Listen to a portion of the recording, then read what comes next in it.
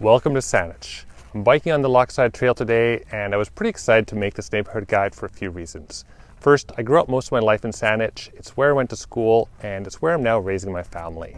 It's also the largest municipality in Victoria with over 120,000 residents, and there's many distinct neighborhoods within Saanich.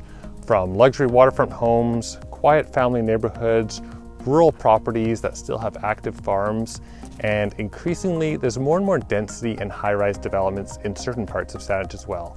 So there really is something for everybody here. Today I'm going to show you around the different neighborhoods and what makes living in Saanich so great and why you should consider moving here.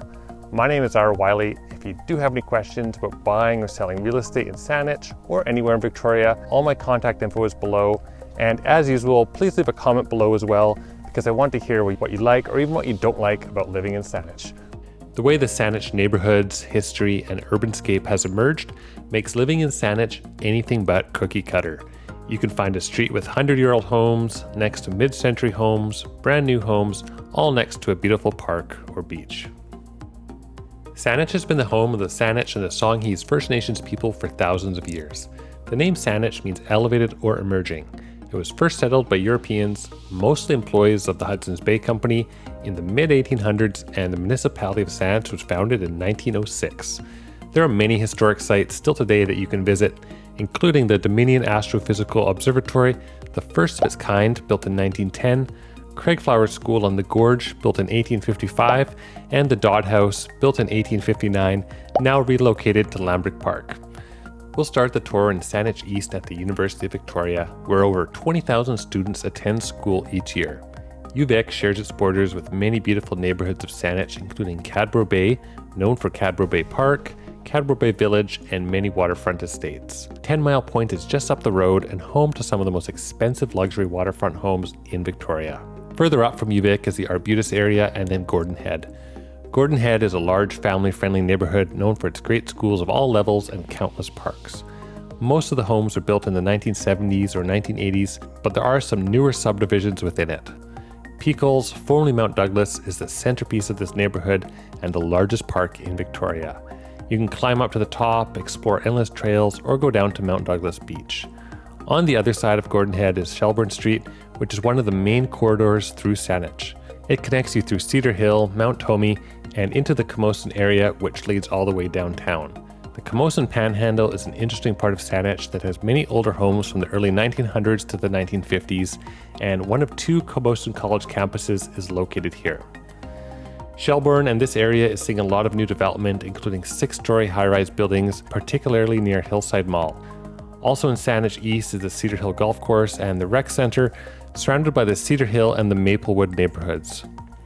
Further north is the Quadra, Beckwith, and Lakeville neighborhoods, also with many great schools, parks, and family-friendly streets.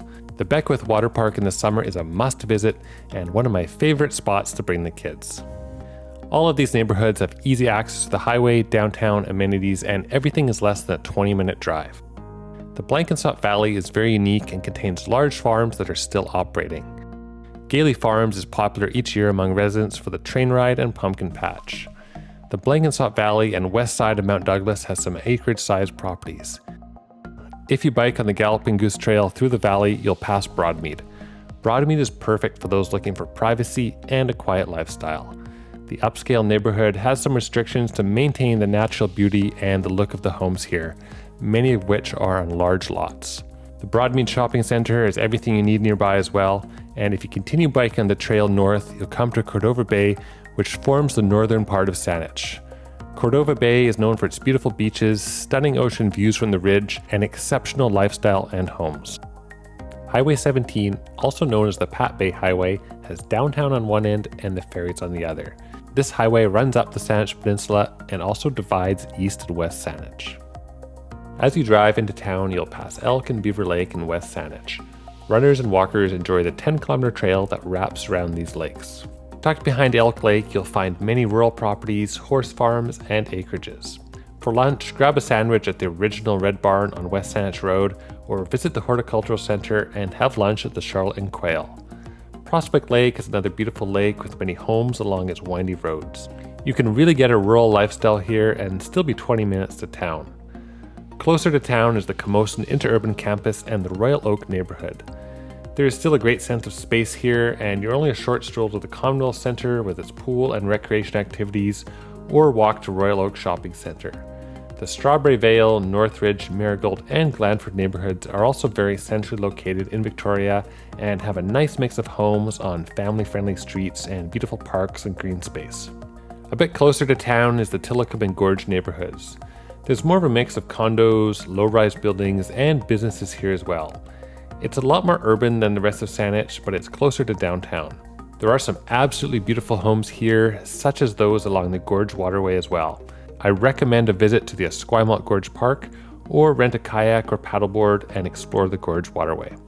I hope you enjoyed this tour of Saanich. I usually end these videos and discuss a few downsides of living in the neighborhood, and I was really hard pressed to find any downsides to Saanich. The cost of living and the cost of buying a home here is very high, but these days that really applies anywhere on Vancouver Island. Saanich is also not as development friendly as other areas such as the West Shore, which is a pro or a con depending on how you look at it. So if you are building or renovating, you may find some extra costs and permitting processes to go through, such as the tree protection bylaws, which can be very strict in this municipality. There has been some congestion and increased traffic in the last few years, but there's many different routes and different ways to get around, so it never really gets too bad, and most of the neighborhoods in Saanich are not major thoroughways. Please let me know if you do have any questions about moving to Victoria or Saanich, and don't forget to hit subscribe as it helps me make more videos like this in the future. Thank you for watching.